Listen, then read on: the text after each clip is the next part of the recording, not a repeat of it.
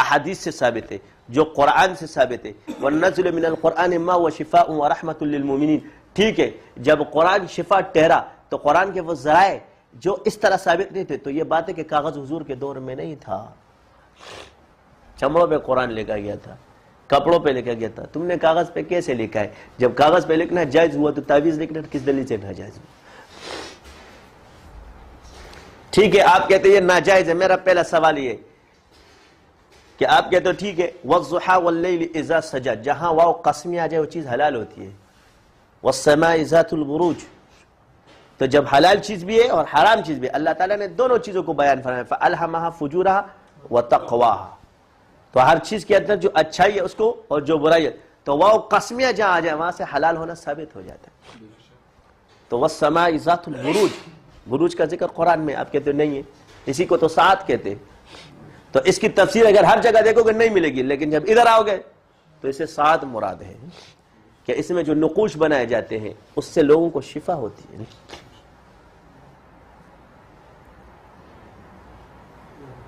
وَالضُّحَىٰ وَاللَّيْلِ إِذَا سَجَا، اس سے ایک مراد تو رات ہے اور ایک دن ہے، مگر دونوں میں شفا ہوتی ہے.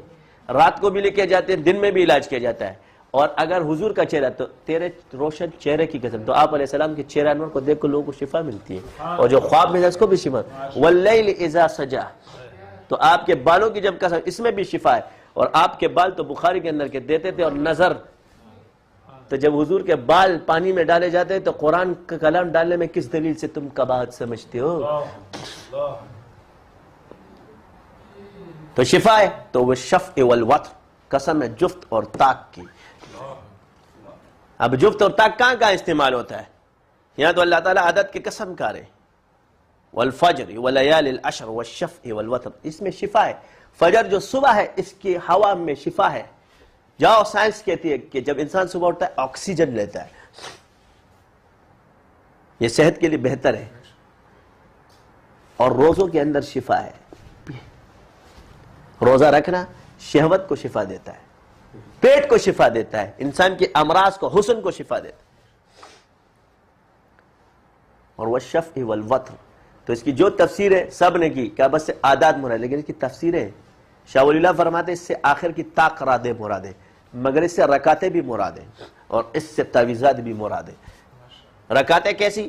فجر سے لے کے، تو والفجر کو جب بیان کیا تو دن، اس سے بھی شمسی سال ثابت ہوتے، سمجھ گئے؟ کیونکہ فجر جو ہے نا شمسی سال میں آتا ہے.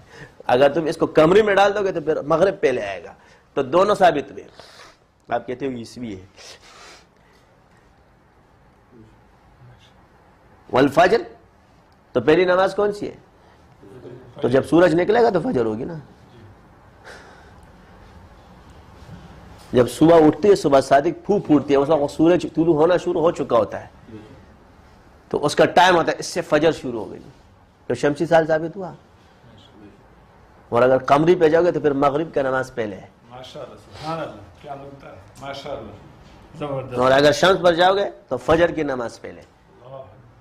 تو اب صبح سے لے کر والشفع والوتر، صبح سے لے کر رات تک جتنی رکعتیں سب جفت ہیں، 4 جفت، 10 جفت، 4 8 جفت. اب جب رات شروع ہوتی طاق رکعتیں 7 9 11 13 9 17 12 شامل کا طاق کی رہے گی اینڈ میں.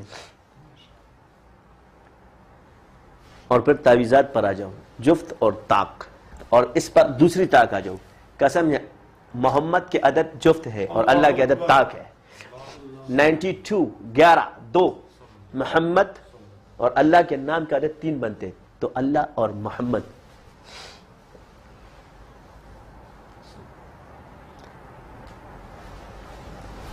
یہ علم العداد میں ہے. یہ ہر چیز حساب اور کتاب سے اللہ تعالیٰ نے بنائی ہے. جس پر یہ کل جائے، جس پر حروف کے اسرار کھلے، تو یہ تعویذات عددی بھی بنتے ہیں اور ملفوظی بھی بنتے ہیں. تو عددی بنانے میں کیا ہے؟ تو مقصود شفا ہے. تو جو ملفوظی ہے اس کے آداب ہے، لا یمس الا المطہرون، اس کو ناپاک آدمی نہیں چھو سکتا. اور جب اس کی ہیت بدل جائے گی تو عدد میں آ جائے گا تو اس کو چھو سکتا ہے اور کافر بھی لے سکتا ہے. مقصد شفا اس سے بھی ہو جاتی ہے، اس سے بھی ہو جاتی ہے. تو آداب انسان 24 گھنٹے پاک نہیں رہ سکتا. پھر حروف کی تکثیر نہیں ہو سکتی اور عادات کی تکثیر ہو سکتی ہے. حروف کی چالیں نہیں چینج کی جا سکتی مگر عادات کی چالیں چینج کی جا سکتی. ہم کہتے ہیں جی یہ شرک ہے. کس دلیل سے شرک بولتے ہو؟ میں یہاں حروف لکھ دوں سارے شرکیہ تو یہ شرک ہے، مگر میں اگر اس کی یہ چینج کر کے عادات میں عادات کو کس دلیل سے شرک کہو گے؟ آپ کہتے ہیں جی اس میں معنی چھپاتے ہیں تو باطن پر فتویٰ ہے. اور اب یہ تو باطن پر فتویٰ دے دیا آپ نے، کس دلیل سے دیا؟ ہر جگہ ذرا اشارہ ظاہر کو دیکھتی ہیں، خواب نہیں مانتے ہو، ادھر اشارہ باطن کو دیکھ رہی ہے. یہ 12 13 14 15 18 20 کس دلیل سے شرک ہے؟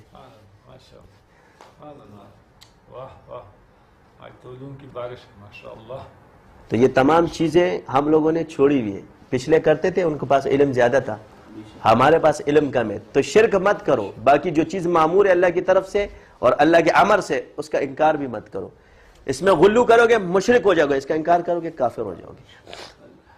تو ایک تینو رب نے یوں کہہ سکتے بابا بلے شاہ والا عقیدہ رکھو، ساڈا عشق دے وچ مشکوک نہ ہو، نہ یوں غلط کدو نگاہ کیتی ایک تینو رب نے یوں کہہ سکتے باقی رسم سب ادا کیتی.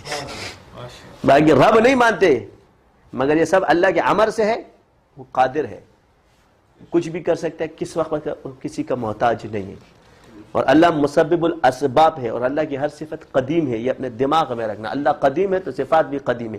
کسی بھی چیز کا ظہور ہونا یہ اس کی قدامت کی دلیل ہے اور یہ اللہ کی طرف سے ہوتی ہے. یہ اس کا انکار کرنا کفر ہے. تو جب وہ مسبب الاسباب تھے تو جس سبب کی جس وقت ضرورت ہوتی ہے اس وقت یہ جاز اللہ اس وقت بھی پیدا کر سکتے تھے مگر حضور کے دور میں پیدا نہیں کیے کیونکہ ان کی روحانی پروازیں جن کے لیے براق ہے ان کو جاز کی کیا ضرورت ہے.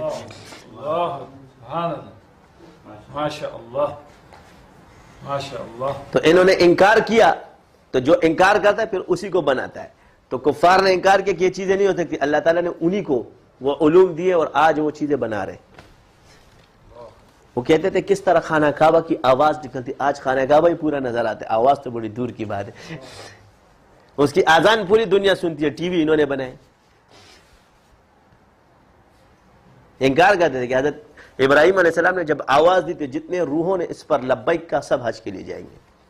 تو یہ بات یہ نہیں مانتے تھے. انہوں نے کہا یہ ہاتھ بولیں گے، یہ کان بولیں گے، کیسے بولیں گے؟ آج دیکھو بولتے ہیں کہ نہیں بولتے. میں بھی بول رہا ہوں، سامنے کیمرے میں نظر آ رہا ہوں، میری پوری تصویریں نظر آ رہی ہے. انہوں نے بنایا. بے جان چیز بول رہی ہے کہ نہیں بول رہی؟ اور اتنی مہارت حاصل کر لی ہے کہ اس میں کون جعلی اور کون اصلی ہے. اور اتنی مہارت حاصل کر لی ہے کہ یہ آنکھوں کے کہ تمہاری یہ تصویر کھینچ لے، تم دنیا کے جس کونے میں چلے تم اوریجنل کی جعلی کو 1 سیکنڈ میں پکڑیں گے.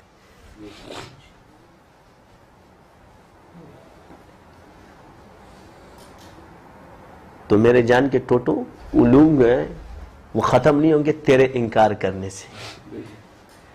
سمجھ گئے؟ آپ کے انکار کرنے سے ختم نہیں ہوں گے. اور اللہ جس کو چاہے مرتبہ دے دے. بنی اسرائیل کی اولاد مت بنو کہ بنی اسرائیل کی طرح کہتے کہ یہ تو چرواہے کا بیٹا تھا اور فلانے کا بیٹا تھا اور ڈمکانے کا بیٹا تھا. یہ پہلے کیا تھا اس کو چھوڑ دو، یہ اس وقت کیا یہ دیکھو. اگر پہلے پر جاؤ گے تو پھر تم صحابہ کو بھی مشرک پاؤ گے.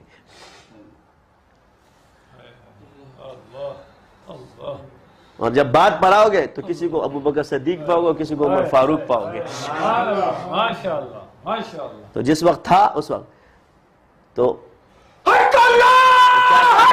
وہ کیا فرماتے ہیں کہ کعبے میں پیدا کرے زندیق کو. یہ ابو جہل کی ماں طواف کر رہی تھی خانہ کعبہ کا، اچھا، اور یہ پیدا ہوا تھا خانہ کعبہ کے اندر پیدا ہوا ابو جہل. کعبے میں پیدا کرے زندیق کو اور بت خانے میں پیدا کرے صدیق کو. زوجہ فرعون ہوئے طاہرہ، زوجہ لوط ہوئے کافرہ، زادے ازر خلیل اللہ ہوئے، کنعان نوح کا گمراہ ہوئے. عقل سے بالاتر ہے خدائی تیری، سمجھ سے بالاتر ہے خدائی تیری. کسی کی اولاد بگڑ جائے، کسی ولی کی بیوی بگڑ جائے، اس سے اس کی ولایت پہ کوئی اثر نہیں پڑتا. ہاں جس ولی کی بیوی پردہ نہیں کرتی اس کا درجہ بڑا ہوگا کیونکہ وہ صبر کر رہا ہے. یہ دماغ میں رکھنا. جو اس کی مخالفت کر رہی ہے اس کا درجہ بڑا ہے اس لیے کہ یہ اس کو چھوڑ بھی سکتا ہے. تو کون سا حکم ہے؟ یہ اپنی عزت کے لیے سب کچھ چھوڑ سکتا ہے، مگر یہ اس وقت اپنی عزت کی پرواہ نہیں کر رہا، شریعت کے حدود کی پرواہ کر رہا کہ اللہ نے اس کو مکلف نہیں بنایا. تم لوگ اس پر اعتراض کرتے ہو، اس کے بچے کو دیکھتے تمہارا دماغ خراب ہے. اس کی بیوی ناچے، اس کے بچے دمال مچائے، اس سے اس کی ولایت پہ کوئی فرق نہیں پڑے گا. کیونکہ جب نبی کا بیٹا کافر ہو سکتا ہے اور نبی کی بیوی کافرہ ہو سکتی ہے تو پھر ولی نبی سے بڑا نہیں ہو سکتا. جب حضور اپنے چاچا کو ہدایت نہ دے سکے، ہادی تو اللہ ہے، تو تم لوگوں نے ہادی ولی کو بنا دیا ہے. یہی غلطیاں ہیں اور یہ چل رہی ہے. ولی کے صحبت کا فرق ہے، حکم ہے، یہ اللہ کا امر ہے، بس اس سے وہ چیز دے گا، یہی دے گا. یہ غلط ہے. پوچھنے کا حکم ہے، سوال کرنے کا حکم ہے. فاسألوا اہل الذکر ان کنتم لا تعلمون. ان کی صحبت میں بیٹھو، ان کے اور کیا کرو؟ وسیلہ تلاش کرو. یا ایھا الذین آمنوا اتقوا اللہ وابتغوا الیہ الوسیلہ. ہم کہتے ہیں وسیلہ کہاں سے آئی؟ میرے قرب کے لیے تلاش کرو وسیلے کو. وجاہدوا فی سبیل اللہ لعلکم تفلحون. تاکہ تمہارے مجاہدے جو ہے نا یہ آسان ہوتے ہیں شیخ کے ذریعے. جب راہبر ہوتا ہے تو راستہ آسانی سے طے ہو جاتا ہے.